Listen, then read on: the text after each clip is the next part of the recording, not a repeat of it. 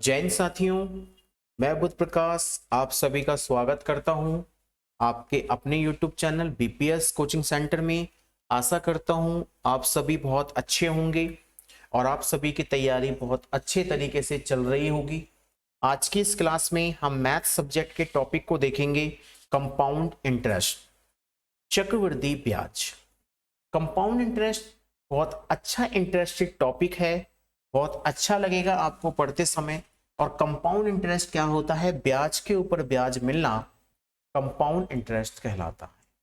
किस तरीके से परीक्षा में क्वेश्चन पूछे जाएंगे आप उसको देखेंगे, किस तरीके से देखा गया है प्रश्नों के लेवल को, वो मैंने रखा गया है। एक से एक अति महत्वपूर्ण प्रश्नों की श्रृंखला इसमें रखी गई है, तो आप लोग इस वीडियो को देख के कंपाउंड इंटरेस्ट को अच्छे तरीके से सीखेंगे। ठीक है, चलिए टॉपिक है 7, कंपाउंड इंटरेस्ट, चक्रवृद्धि ब्याज। पहले इसके कुछ टर्म्स होते हैं पूरे चैप्टर के, उन टर्म्स को हम सीखेंगे। देखिए सबसे पहले क्या है कि चक्रवृद्धि ब्याज, जिसको हम कहते हैं सीआई, इसमें एक होगा पी प्रिंसिपल मूलधन, आर रेट दर प्रतिशत में होता है, फिर है टी समय टाइम, ए अमाउंट मिश्रधन, सी आई चक्रवृद्धि ब्याज और ए निकालने का फॉर्मूला। देखिए एस आई में हम क्या करते थे कि डायरेक्ट एस आई बराबर पी आर टी रख के एस आई निकाल लिया करते थे, पर लेकिन कंपाउंड एंड इंटरेस्ट में कभी भी डायरेक्ट सी आई नहीं निकलता है। पहले हमेशा ए निकलेगा, पहले हमेशा ए निकलेगा और फिर जब आपको सी आई निकालना होगा तो ए में से पी को माइनस कर देंगे, आपका सी आई आ जाएगा। मान लीजिए कि 100 रुपये किसी का प्रिंसिपल था और उसका अमाउंट सॉल्व करके 110 आया, तो सी आई कितना हो जाएगा? 10 रुपये हो जाएगा। ए में से पी को माइनस कर देंगे तो सी आई निकल जाएगा। क्लियर है? अब बात करते हैं समय। अगर हमें समय जो ब्याज मिलना होगा वो वार्षिक मिलना होगा, तो वार्षिक में 1 से आर को भाग करो या मत करो कोई फर्क नहीं पड़ता, टी को 1 से गुणा करो या मत करो कोई फर्क नहीं पड़ता। लेकिन जब छमाई की बात होती है, ये एक साल है और साल में कितने छमाई होते हैं? 6 महीने के 2 छमाई होते हैं, 6 महीने के 2 छमाई होते हैं। तो हम इसमें क्या करते हैं, आर को 2 से भाग कर देते हैं, आर को 2 से भाग कर देते हैं और टी को 2 से मल्टीप्लाई कर देते हैं, टी को 2 से मल्टीप्लाई कर देते हैं। ठीक है, तो आपका छमाई भी निकल आएगा 2 से भाग करने पर और 2 से गुणा कर दें। चलिए आगे बढ़ते हैं अपने टाइप्सों की तरफ। पहला टाइप आपको साधारण प्रश्न दिए गए होंगे जिसमें आप हमेशा ए को काउंट करेंगे, तो अमाउंट निकालने का फॉर्मूला होता है P गुना 1 प्लस आर अपॉन 100 की पावर n। n का मतलब होता है टाइम, कितने वर्ष के लिए पैसा दिया गया है। और आप इसको 100 को 1 के साथ मल्टीप्लाई करेंगे और r प्लस, जैसे कहा गया 3%, तो आप इसको डायरेक्ट लिख सकते हैं 103/100। डायरेक्ट इसको लिखा जाता है 103/100। तो चलिए पहला क्वेश्चन देखते हैं। पहला क्वेश्चन है, पहले अमाउंट निकाला जाता है, तो देखिए अमाउंट निकालते हैं। 24,000 रुपए का 5%, तो 5 को 100 पे प्लस कर दो, 105/100। 3 वर्ष में कितने रुपए हो जाएंगे, यानी 3 वर्ष की बात कर रहा है, तो 105/100, 105/100 को 3 बार लिखेंगे। ठीक है, पहले इसको सॉल्व कर दो। 21/20, 21/20 21/20, 1 2 3 भाई 3 जीरो कट गई, 2 दूनी 4, 4 दूनी 8 और 8 से 24 कट गया 3 बार। ठीक है, तो आपके पास क्या बचा, 3 गुना 21 गुणे 21 गुना 21। जब आप सबकी मल्टीप्लाई करेंगे तो आपको मल्टीप्लाई करके आएगा 27,783 रुपये, 27,783 रुपये। और इस क्वेश्चन में क्या पूछा है, कितने रुपए हो जाएंगे। जहां हो जाएंगे की बात आती है वो अमाउंट को प्रेजेंट करता है, कितने रुपए हो जाएंगे वो अमाउंट को प्रेजेंट करता है। ठीक है, अमाउंट को प्रेजेंट करता है। क्लियर है सभी को, क्लियर है? ठीक है, अब अगर इसमें सीआई पूछा जाता, सीआई पूछा जाता तो 27,783 में से 24,000 को माइनस कर देते तो आपका सीआई निकल के आ जाता। तो सीआई हो जाता 3,783 रुपये, 3,783 रुपये। आगे बढ़ते हैं, सेकंड क्वेश्चन को देखिएगा। 4,000 रुपये का 10% वार्षिक चक्रवृद्धि ब्याज की दर से 3 वर्ष का चक्रवृद्धि ब्याज कितना होगा।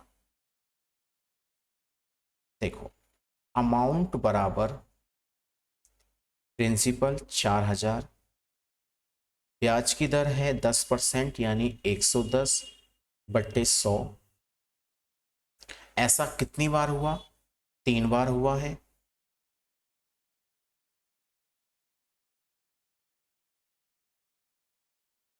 ठीक है, 1 0 से 1 0, 1 0 से 1 0, 1 0 से 1 0।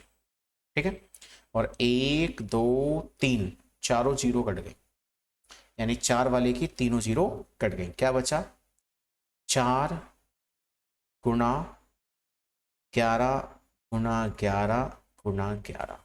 जब आप सबकी गुणा करेंगे तो आपको गुणा करके आएगा 5324, 5324। पर क्या पूछा है, चक्रवृद्धि ब्याज बताओ, ब्याज बताओ। तो देखो, ब्याज निकालने के लिए मैं क्या करूंगा, अपने पी को इसमें से माइनस कर दूंगा, तो ब्याज कितना आ जाएगा, 1324 रुपये। ब्याज हो जाएगा 1324 रुपये। क्लियर है सभी को? अगला प्रश्न देखना, प्रश्न नंबर 3 को देखो। 15,000 रुपये का 3 वर्ष में कितने रुपए हो जाएंगे जबकि चक्रवृद्धि ब्याज की दर पहले, दूसरे व तीसरे वर्ष के लिए, पहले, दूसरे व तीसरे वर्ष के लिए क्रमशः 10%, 20% और 30% वार्षिक। तो देखें जरा, 15,000 रुपये, पहले वर्ष है 110/100, इस बार सारे वर्षों का अलग अलग है तो 120/100, 130/100। पहले सभी की एक एक जीरो काट देते हैं। अब नीचे जीरो है 1 2 3, तो 3 जीरो कट गए। ठीक है, 15 गुना 11 गुना 12 गुना 13, इन सबको गुणा करोगे तो आपको आएगा 25,740 रुपये। और यहाँ क्या पूछा है, कितने रुपए हो जाएंगे, कितने रुपए हो जाएंगे। तो 25,740 रुपये हो जाएंगे, 25,740 रुपये हो जाएंगे। नेक्स्ट क्वेश्चन देखते हैं। 8,000 रुपये का 10% वार्षिक चक्रवृद्धि ब्याज की दर से 1 वर्ष का ब्याज कितना होगा जबकि ब्याज छमाई दे हो। छमाई, तो देखिए मैंने आपको बताया था कि छमाई अगर दिया होगा तो आप क्या करेंगे, आर का आधा कर दें, यानी 10 का आधा कर दीजिए 5, तो रेट ऑफ इंटरेस्ट तो हो गया आपका 5, और समय का क्या कर दोगे, दुगना कर दोगे, तो टाइम हो गया आपका 2 वर्ष। ये दोनों इंपॉर्टेंट हैं, ये दोनों बहुत इंपॉर्टेंट हैं। अब जरा देखो अमाउंट निकालने के लिए, अमाउंट निकालने के लिए पहले फॉर्मूला लगाएंगे 8000 गुना 5%, तो 105/100, 105/100। ऐसा कितनी बार करना है? 2 बार, क्योंकि अब टी की वैल्यू 2 हो गई है। चलिए काट दीजिए। 21/20, 21/20, 0 0 2 0 कट गई, 2 दूनी 4 और 4 से 80 कट गया 20 बार। अब 20 गुना 21 गुना 21 सबको मल्टीप्लाई कर दीजिए, ठीक है। 20 गुना 21 गुना 21 सबको मल्टीप्लाई कर दीजिए, तो आपके सामने जो आंसर निकल के आएगा वो निकल के आएगा 8820, 8820। इन सबको गुणा करने पर देखो 441 को 2 से गुणा कर दो तो 288, ठीक है। अब क्या पूछा है? ब्याज पूछा है, तो इसमें से 8000 प्रिंसिपल को माइनस कर दो तो ब्याज हो जाएगा 820 रुपए। तो बच्चे सीआई आ जाएगा 820 रुपए, सीआई हो जाएगा 820 रुपए। क्लियर है सभी को? अब आगे बढ़ते हैं टाइप 2 की तरफ। टाइप 2 में क्या होगा कि जब वर्ष 1 हो और गुणा 2 हो, जैसे कोई पैसा T1 वर्षों में N1 हो जाता है, तो कितने वर्षों में N2 हो जाएगा? इसका करने का तरीका क्या है, इसको समझना। दूसरी वाली गुणा को पहले के जैसा बनाना है और उसकी घात को पहले वर्ष के साथ गुणा कर देना है, यानी इस N2 को N1 के जैसा परिवर्तित करना होगा।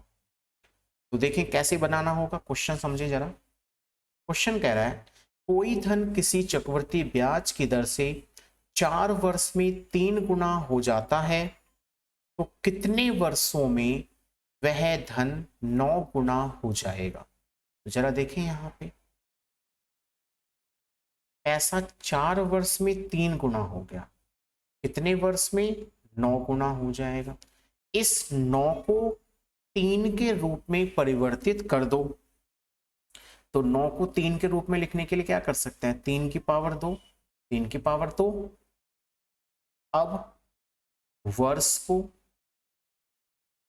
को पावर से मल्टीप्लाई कर दो, आंसर आ जाएगा 4 दूनी 8, आंसर हो जाएगा 8 वर्ष, आंसर हो जाएगा 8 वर्ष। क्लियर सभी को?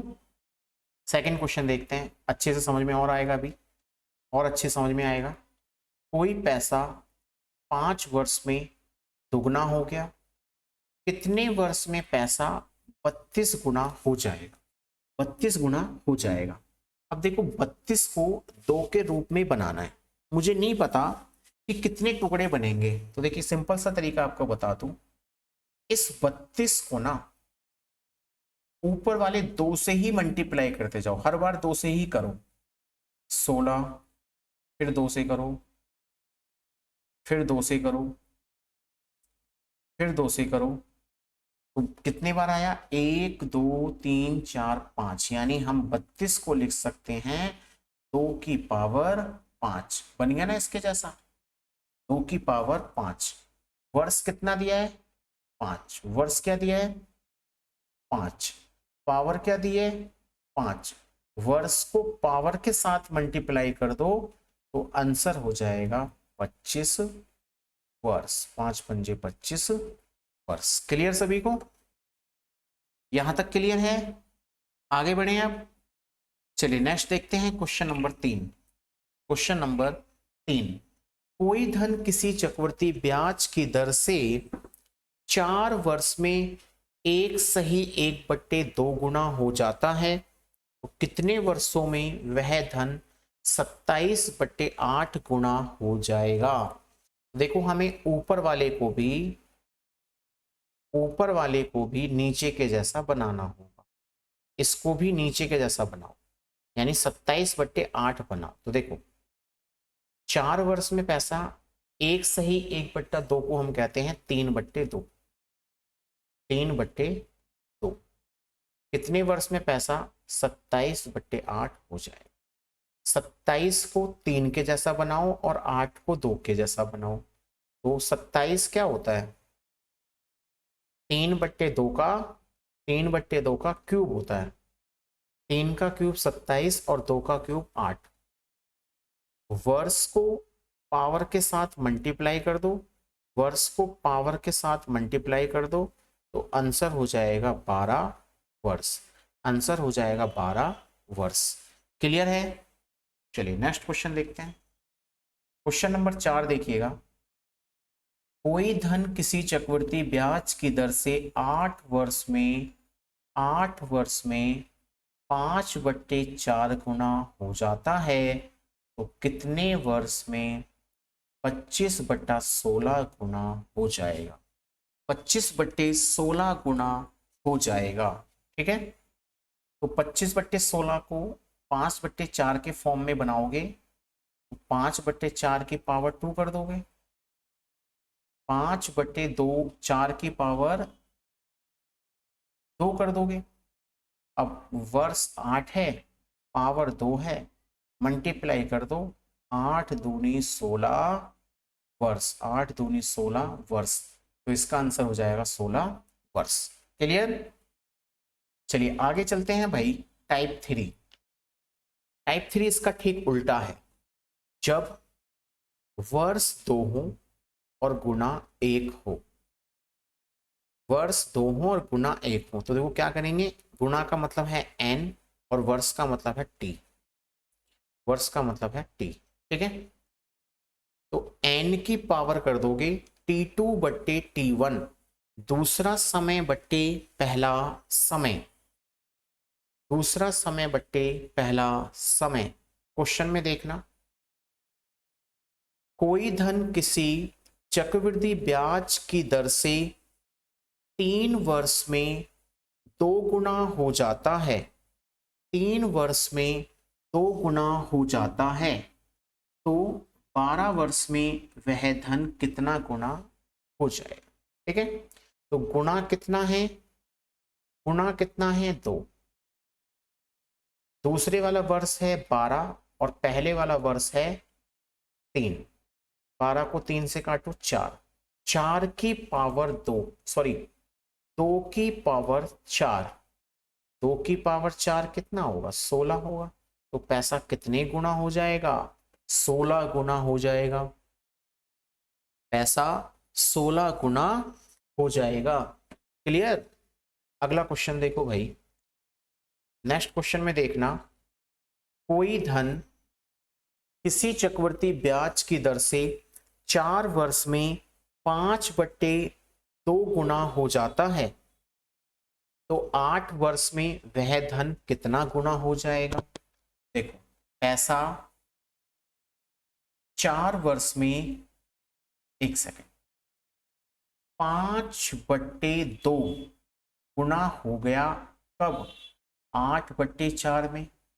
8/4 में 8 को 4 से काट दो 2, 5/2 की पावर 2 का मतलब 25/4, तो आंसर हो जाएगा 25/4। नेक्स्ट क्वेश्चन देखना, अब यहां पर गुणाना देकर पैसे दे दिए कि 3000 रुपए किसी चक्रवृद्धि ब्याज की दर से 4 वर्ष में 4500 रुपए हो गए, तो 8 वर्ष में वह धन कितने गुना हो जाएगा। तो देखो पैसे मेरे कितने थे, पैसे थे मेरे 3000, हो कितने गए 4500, 4500 हो गए ना। कब,